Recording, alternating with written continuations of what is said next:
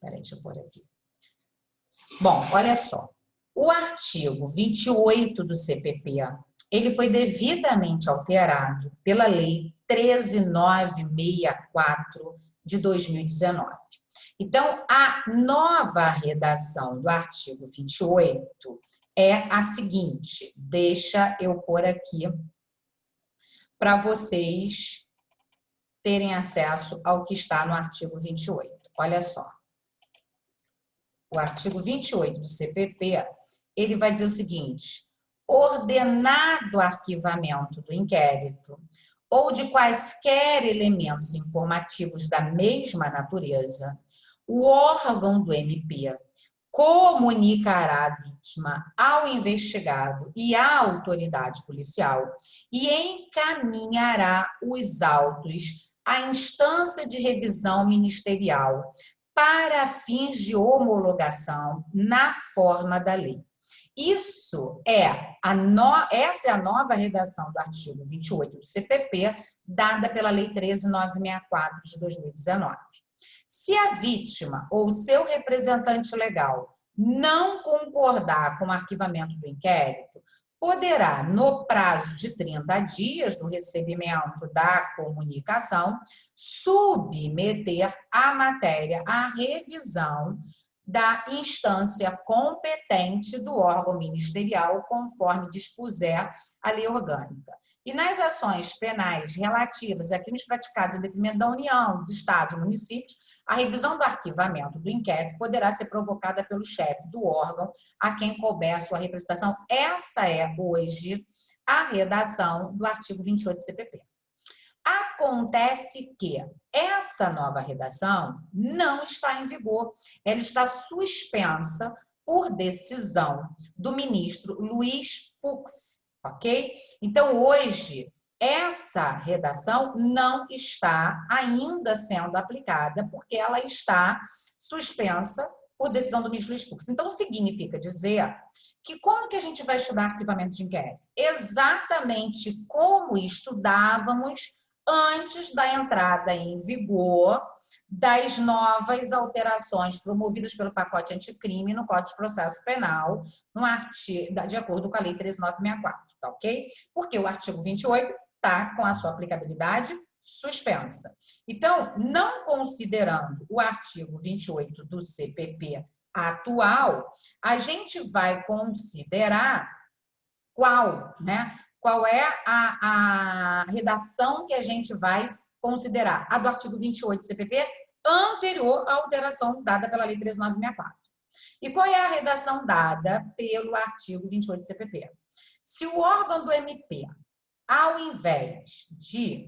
Deixa eu até colocar aqui para a gente poder...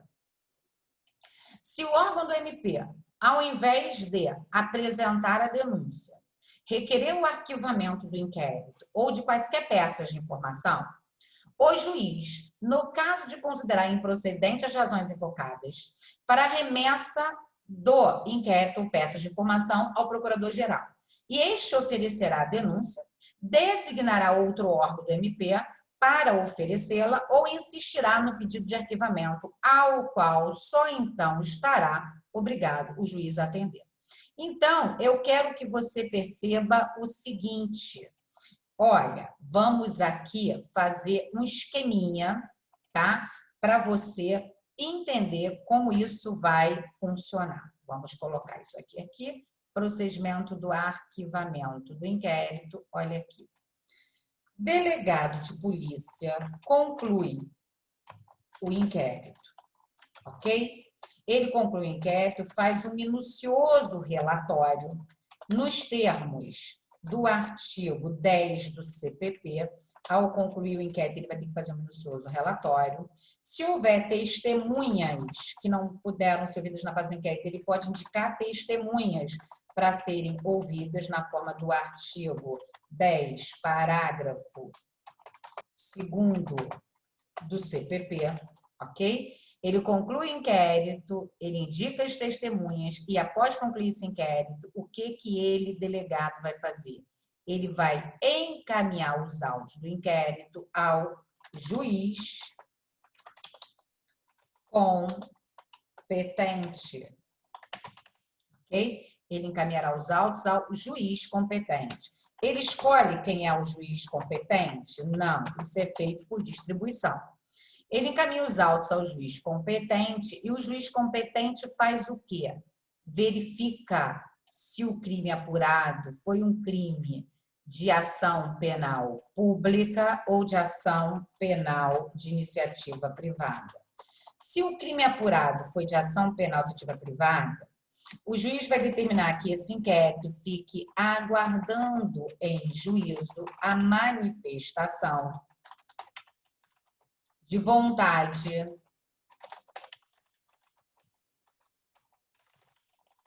do ofendido ou de quem tem a qualidade para representá-lo. Ok? Vai ficar aguardando a manifestação de vontade do ofendido ou de quem tem a qualidade para representá-lo a vida toda. Josiane, a vida toda eles vão ficar aguardando a manifestação de vontade do ofendido ou de quem tem a qualidade para representá-lo? Não. Vai aguardar em juízo pelo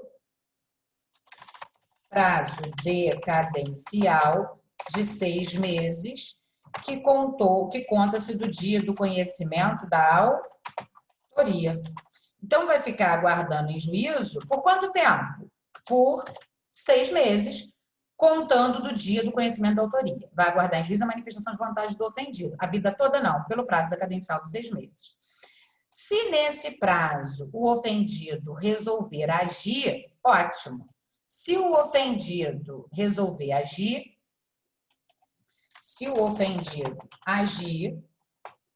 oferecendo a queixa, ótimo, dá-se início à ação penal de iniciativa privada, nos termos do artigo 30 do CPP, ok? Sem nenhum problema.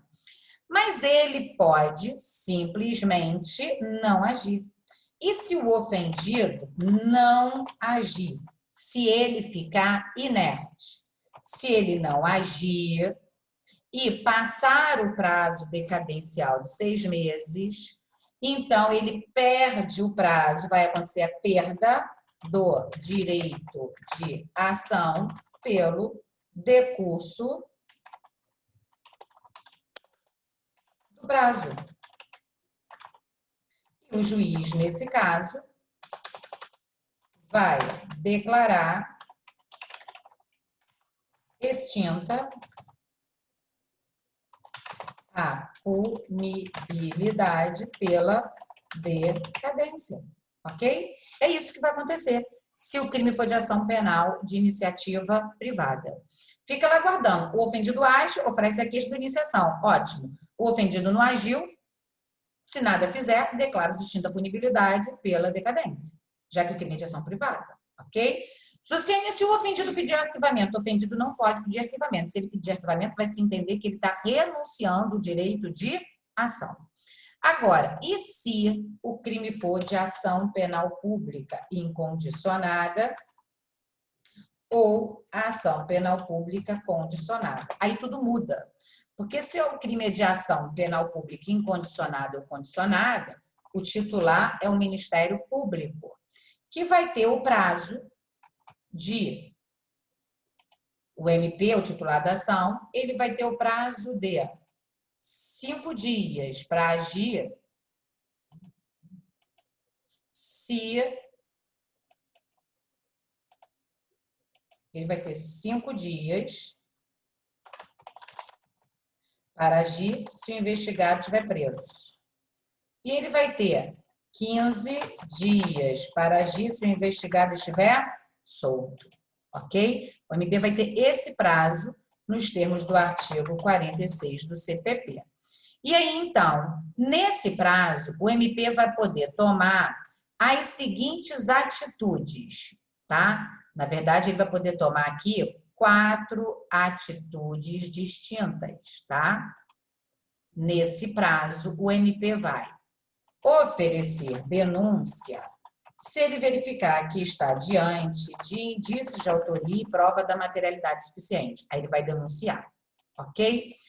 Ele pode também, nesse prazo, propor o acordo de não persecução penal se presente os requisitos do artigo 28A do CPP, ok? Ele pode aqui requerer promover o arquivamento do inquérito, por vários motivos que nós vamos ver. Então, ele pode aqui se manifestar pelo arquivamento do inquérito nos termos do artigo 28 do CPP, com a redação antiga. E ele pode aqui ainda requerer a devolução dos autos à delegacia de polícia para novas diligências imprescindíveis ao oferecimento da denúncia, é o artigo 16 do CPP. Então, essas são as possibilidades que o MP tem quando ele recebe o inquérito policial, ok? Bom, o que nos interessa aqui é requerer o quê? O arquivamento. Então, vamos dizer que o MP requereu o arquivamento do inquérito, ok? Quando ele requer o arquivamento, ele tem que dizer por que ele requer o arquivamento. Qual é o motivo? Ele precisa fundamentar, porque toda manifestação do MP tem que ser fundamentada nos termos do artigo 129, inciso 8º da Constituição Federal. Então, vamos dizer que ele tenha requerido o arquivamento pelo motivo que é comum. Qual é o motivo que é comum de requerimento de arquivamento? Falta de base para a denúncia, falta de provas, né? Falta de elementos informativos, falta de justa causa, falta de provas, ou seja, falta de base para denúncia. Que, na verdade, é a falta de justa causa. Ok? Se ele requerer o arquivamento por um desses motivos, o que é o comum, tá? A regra é essa, é requerer arquivamento por um desses motivos, que está lá no artigo 28 do CPP. Se o MP requerer o arquivamento por um desses motivos aqui, o que vai acontecer? Esse requerimento dele vai para o juiz. E o juiz vai dizer se concorda ou se discorda. Se o juiz concordar, ele dá uma decisão, um despacho, dizendo arquive-se. E o inquérito será, então, devidamente arquivado. E se o juiz discordar, porque ele pode discordar, aí ele encaminha os autos ao Procurador-Geral de Justiça, ok? No termo do artigo 28, que funciona como se fosse chefe do MP. Aí esse procurador, ele pode concordar e ele pode discordar. Se o procurador concordar, os autos voltam para o juiz, que não tem outra alternativa a não ser arquivar, ok? Os autos voltam para o juiz, que não vai ter outra alternativa a não ser arquivar, é o que ele vai ter que fazer. E se o procurador discordar? Se ele discordar, aí a lei dá para ele duas alternativas. Ou ele mesmo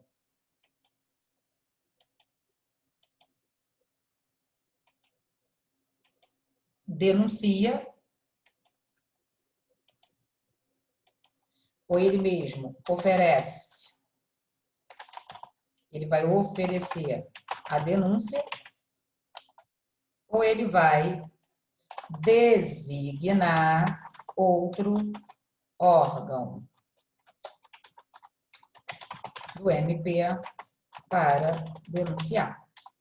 Isso é o que diz o artigo 28 do CPP, ok? Isso é o que está descrito no artigo 28 do CPP. Acontece que se o arquivamento for feito por esse motivo, pare e pensa comigo, a prova que faltava hoje ela pode surgir amanhã? Pode. Então, o legislador vai dizer para a gente que se esse for o motivo do arquivamento, o delegado de polícia, se o inquérito for arquivado por esse motivo,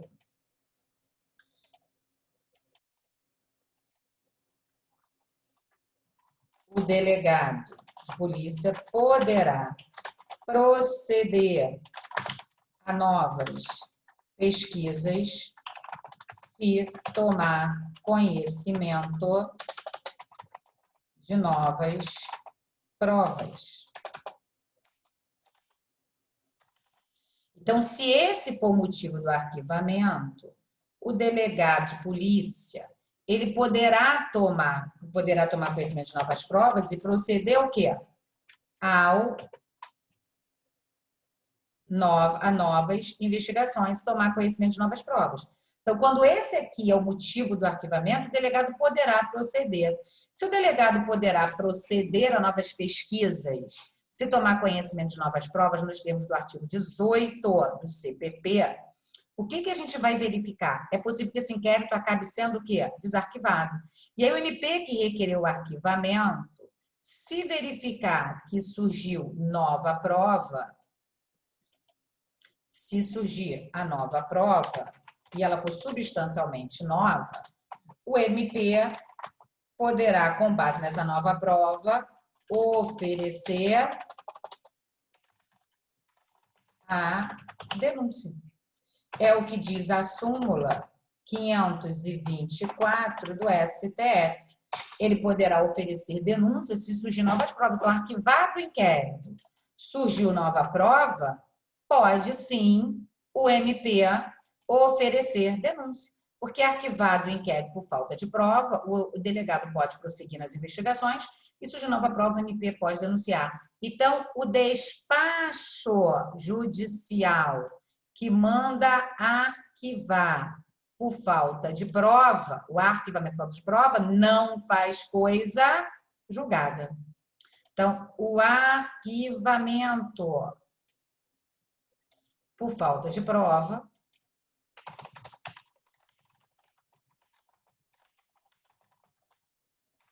não faz coisa julgada. Por que não faz coisa julgada? Porque pode ser alterada, pode ser modificada. Não fazer coisa julgada é igual a não faz coisa julgada material, que é igual a faz coisa julgada apenas formal, que é igual a faz coisa julgada endoprocessual, ok? Então, não fazer coisa julgada é a mesma coisa que fazer coisa julgada formal, fazer coisa julgada endoprocessual, não fazer coisa julgada material. Que, na verdade, significa tudo o quê? Tudo isso significa que, na verdade, houve uma decisão prolatada por um juiz, porque foi um despacho, porém essa decisão não é definitiva. Quando se fala faz coisa julgada formal, porque foi julgado por um juiz, fez aqui apenas dentro dessa situação, mas se surgir uma nova prova, vai poder desarquivar. Esse é o contexto, né, do arquivamento do inquérito por falta de provas. Porém, também se admite o arquivamento do inquérito por outros motivos. E eu vou colocar aqui para vocês. Olha, o MP ele pode requerer o arquivamento por falta de provas, tá? Mas ele também pode requerer o arquivamento por outros motivos. E que outros motivos são esses? Vou pôr aqui no quadro. Deixa eu só apagar aqui.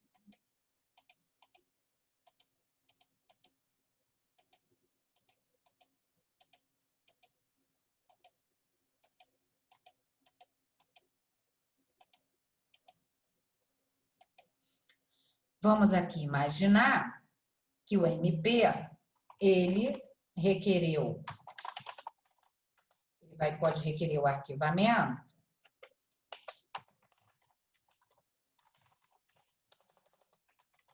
por alguns motivos, certo? Como nós já vimos. Que motivos são esses? Bom, ele pode requerer o arquivamento. Motivo 1, falta de provas.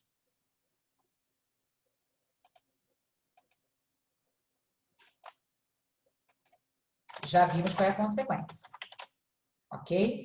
Artigo 18 e 28 do CPP, combinado com a súmula 524 do STF. Vimos que pode, inclusive, ter o desarquivamento, ok? Esse pode ser um dos motivos.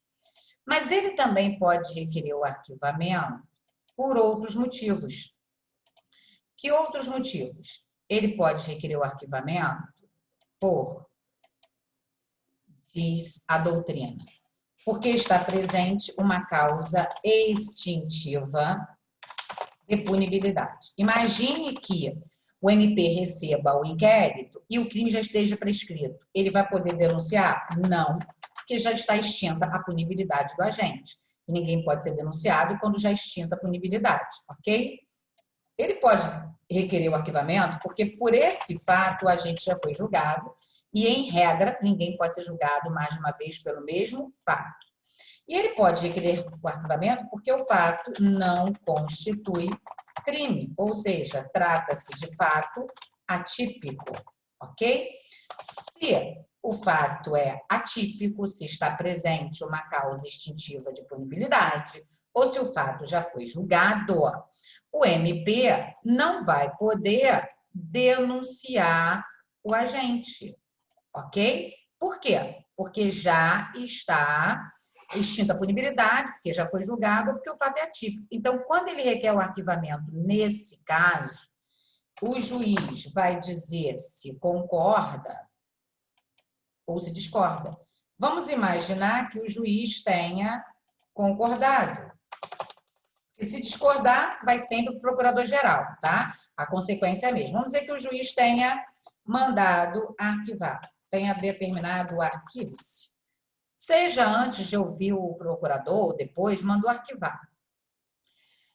Se sobrevier uma nova lei dizendo que o inquérito, ou perdão, que aquela causa extintiva de punibilidade não mais existe, que a coisa julgada agora não mais é aplicável, ou que o fato atípico agora é típico, se isso acontecer, a gente vai ter uma novatio legis império. Sim, é uma nova lei que vai prejudicar, certo?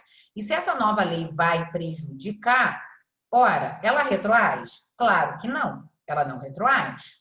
Então, quando se arquiva por esse motivo, a decisão do juiz que manda arquivar por um desses motivos diz tanto o STF quanto o STJ que, e a doutrina majoritária, todos vão dizer que essa decisão faz coisa julgada material. Ou seja, ela não pode ser modificada. Que é igual a faz coisa julgada material e formal, ou seja, dentro e fora desse inquérito. Produz efeito dentro e fora do inquérito. Ou a mesma coisa que faz coisa julgada, endo e extraprocessual. Ok? Faz dentro e fora. Esses motivos traz essa consequência. Ok? Agora, essa mesma consequência para o STJ ocorre quando se requer o arquivamento por causa excludente de ilicitude. Excludente de ilicitude. Josiane, o arquivamento foi pedido por causa excludente de ilicitude, ok? Se foi pedido arquivamento por causa excludente de ilicitude e o inquérito foi arquivado, o STJ vai dizer faz coisa julgada material. E o STF vai dizer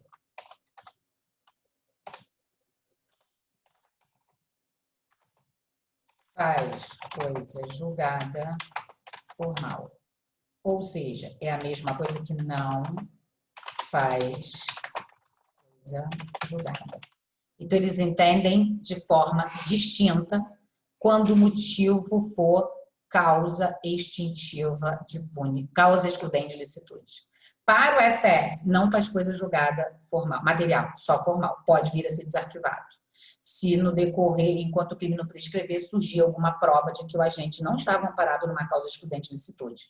Para o STJ, nesse caso, também faz coisa julgada material, tá claro? Então, muito cuidado quando forem estudar a questão do arquivamento do inquérito, em consonância com o que a gente tem hoje do artigo 28 do CPP. Detalhe, tá? Observação. Agora que está visto isso, tá? Deixa aqui eu botar uma outra observação para vocês. O MP pode requerer arquivamento por todos esses motivos sem nenhuma discussão. Agora, o ofendido, se pedir arquivamento, o ofendido, no crime de ação penal iniciativa privada, se pedir o arquivamento, o juiz vai recebê-lo como renúncia ao direito de ação e, por via de consequência, vai declarar extinta a punibilidade pela renúncia expressa.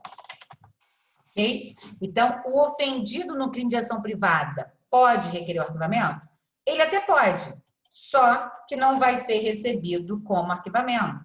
Vai ser recebido como pedido, como renúncia ao direito de ação, que, por via de consequência, vai fazer com que o juiz declare extinta a punibilidade nos moldes do artigo 49, 50 e 57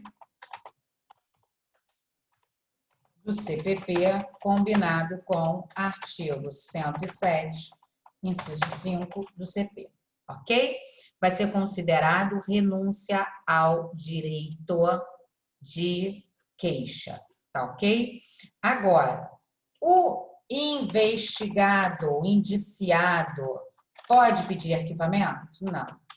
O investigado pode pedir o trancamento do inquérito policial através do habeas corpus, quando se verificar que o inquérito é uma coação ilegal. Imagine que o agente tenha sido indiciado e já esteja presente uma causa extintiva de punibilidade. Não pode indiciar. Então, tem que trancar esse inquérito. Então, só quem pode pedir arquivamento de inquérito é o Ministério Público, ok? O ofendido e o indiciado, eles não podem requerer arquivamento. Quando o ofendido se manifestar dessa forma, vai se entender que ele renunciou ao direito de ação. E o investigado, ele pode pedir, na verdade, o trancamento do inquérito policial, ok? Ainda que dentro de inquérito, é necessário dizer para vocês o seguinte: quando o MP requerer o arquivamento do inquérito, ele deverá fazê-lo de forma expressa e fundamentada, nos termos do artigo 129, inciso 8º da Constituição Federal. Toda manifestação do MP tem que ser expressa e fundamentada. Por esse motivo, o STF, por essa razão,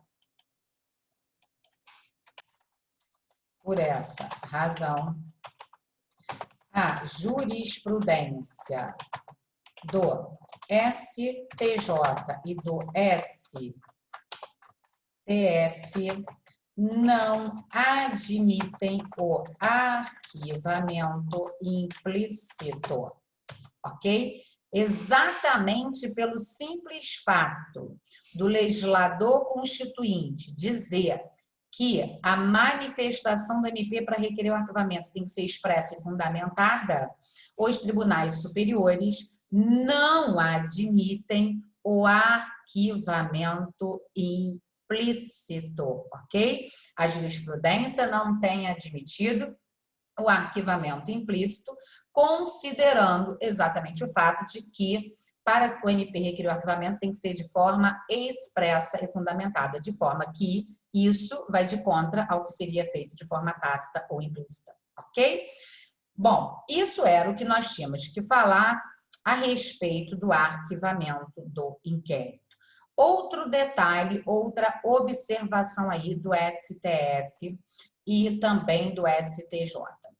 Quando o MP requer o arquivamento e o juiz não concorda, encaminha ao procurador e o procurador devolve para o juiz arquivar, a gente chama isso de princípio da devolução, tá ok? E o STF vai dizer que o princípio da devolução somente se aplica aos procedimentos de primeiro grau. O que é isso, gente? O artigo 28, quando diz que se o juiz discordar do arquivamento, ele vai encaminhar ao procurador, e se o procurador concordar com o arquivamento, vai devolver para o juiz, ele só vai se aplicar nos procedimentos de primeiro grau. Por quê? O STF e o STJ vão dizer para a gente o seguinte: imagine você que, por exemplo, nós temos um inquérito feito perante o STF. Se o Procurador-Geral da República promover o arquivamento desse inquérito, cabe ao ministro fazer o quê? Arquivá-lo. E se ele não arquivar, ele pode devolver para alguém acima do PGR? Não, porque não existe. Então, não dá para aplicar o princípio da devolução. Por isso que quando nós tivemos aquela questão da instauração da investigação criminal, nos casos da fake news, no próprio STF, na época era a procuradora Dodge, lembra disso? E ela se manifestou pelo arquivamento daquele inquérito por vício no início da instauração dele. Ela disse: não pode o presidente do Supremo Tribunal determinar a instauração do inquérito no mesmo ato, já dizer qual vai ser o ministro que vai ficar responsável por essa investigação. Não pode, até porque ela entendia que o regimento interno, no que diz respeito a essa instauração de inquérito feito pelo próprio presidente do STF, era inconstitucional, né? E aí, então, ela se manifestou pelo arquivamento. E aí o STF, contradizendo todas as decisões por ele já tomadas até hoje, desde 1988, manteve aquele inquérito cuja procuradora-geral tinha determinado, tinha promovido o arquivamento. Um verdadeiro absurdo, porque a própria jurisprudência do STF é pacífica no sentido de que em procedimentos de tribunais superiores não há que se falar em princípio de devolução. E não houve mesmo, porque eles entendem que se o procurador-geral diz que é para arquivar, como não tem ninguém acima dele, o jeito é fazer o quê? O arquivamento, ok? Porém, mesmo diante de todas essas situações, você vê que o inquérito da fake news continua até hoje. Como eu já me manifestei várias vezes, inclusive, em posts que eu fiz nas redes sociais, eu sempre digo para vocês, a fake news é um absurdo, crimes horríveis foram praticados através delas. Mas, como nós vivemos no Estado Democrático de Direito, eu entendo que os fins não justificam os meios. Eu entendo que todos aqueles que participaram da fake news devem ser punidos, mas isso não significa por qualquer meio ou a qualquer custo. É necessário que a investigação respeite aquilo que a Constituição determina. Esse é o meu posicionamento. Mas, fazendo prova, na hora de fazer uma prova, é jurisprudência dos tribunais superiores que não se aplica esse princípio da devolução nos procedimentos de tribunais superiores, porque não tem ninguém acima do procurador-geral para poder você enviar os autos, ok? Então, nós temos aí essas informações sobre o tema inquérito policial. E aí, eu quero que vocês vejam aqui o seguinte, deixa eu só tirar essa telinha aqui.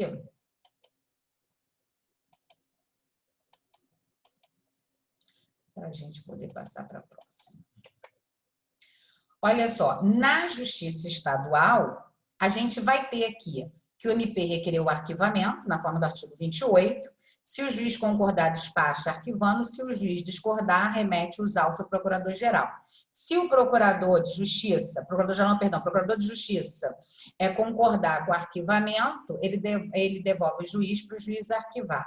Se ele discordar, ou ele oferece denúncia, ou ele designa outro membro do MP para denunciar.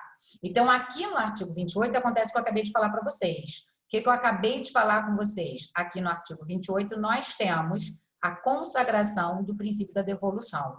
O juiz discordando do pedido de arquivamento, aplica-se o princípio, posto que o juiz deverá devolver os autos ao procurador-geral, ok? É o que diz aí o artigo 28 do CPP. Porém, você vai ver que essa é a jurisprudência dos tribunais, mas não tem sido bem dessa forma a coisa acontecendo, né?